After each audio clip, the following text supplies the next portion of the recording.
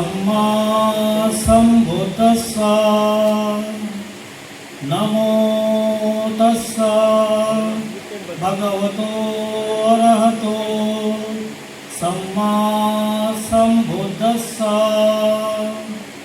नमो तस्स भगवतो अरहतो सम्मा सम्बुद्धस्स बुद्धं शरणं गच्छामि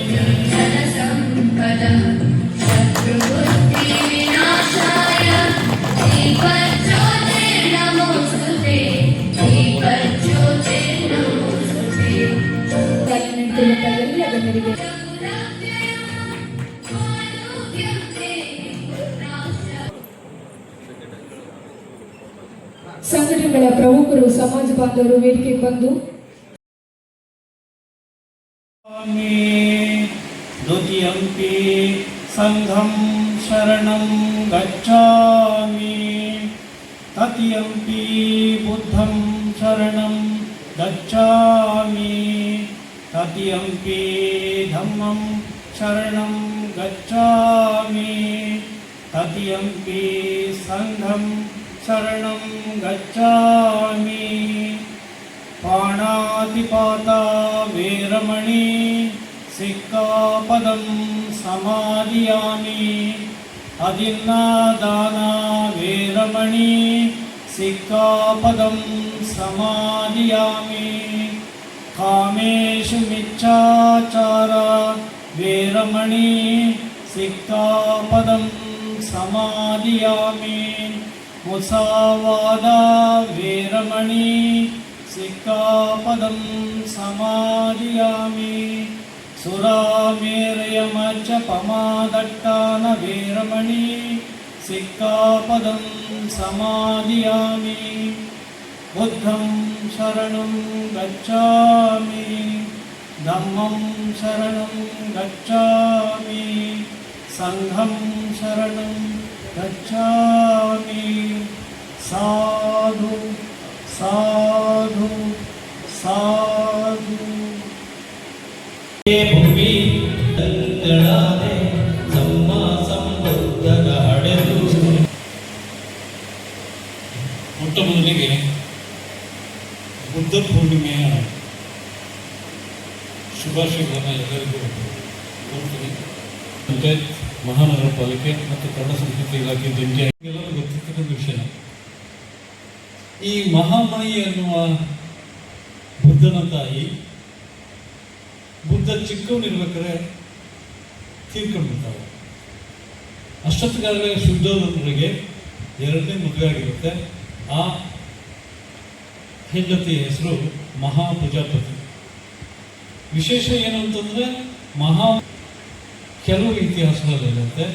ಇನ್ನು ಕೆಲವು ಇತಿಹಾಸಗಳಲ್ಲಿ ಗೌತಮಿ ಅನ್ನೋಳು ಮಹಾಮಾಯಿಯ ತಂಗಿ, ಶುದ್ಧೋಧನ ಎರಡನೇ ಹೆಂಡತಿ ಮತ್ತು ಬುದ್ಧನ ಸಾಕು ತಾಯಿ. ಬುದ್ಧ ಅಂತ ಹೇಳ್ತಾ ಇದ್ದೀನಿ ನಾನು. ಆ್ಯಕ್ಚುಲಿ ಬುದ್ಧ ಆವಾಗಿನ್ನೂ ಬುದ್ಧ ಆಗಿರಲ್ಲ, ಸಿದ್ಧಾರ್ಥ ಆಗಿರ್ತಾನೆ, ಬಾಲಕ ಸಿದ್ಧಾರ್ಥ ಆಗಿರ್ತಾನೆ. 60 ಅಥವಾ 70 ವರ್ಷಗಳ ಹಿಂದಿನ, ಅಂದರೆ ಸ್ವಲ್ಪ ಹೆಚ್ಚು ಕಮ್ಮಿ 2600 ವರ್ಷಗಳ ಹಿಂದಿನ ಇತಿಹಾಸ.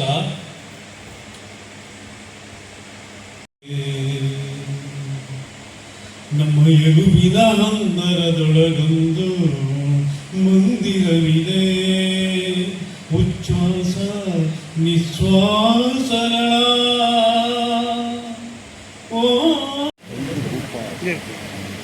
ಆತ್ಮೀಯ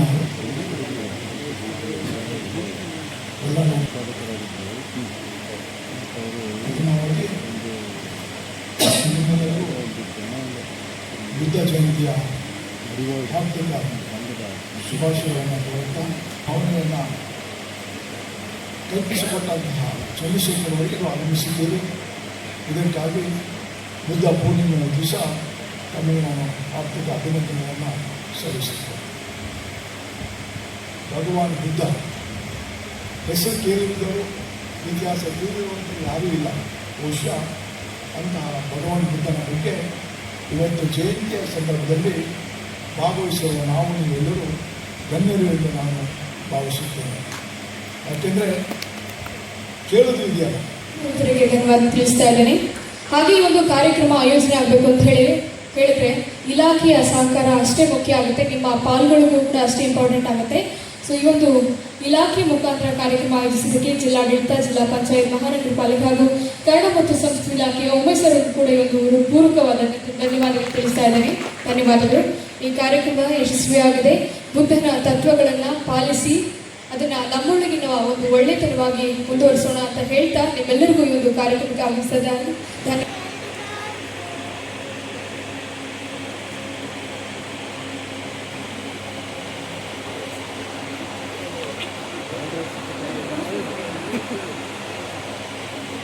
ಈಗೇನು ಮಾಡೋದು? ಬುದ್ಧ ಅವರಿಗೆ ಅರ್ಪಣೆ ಮಾಡೋಣ.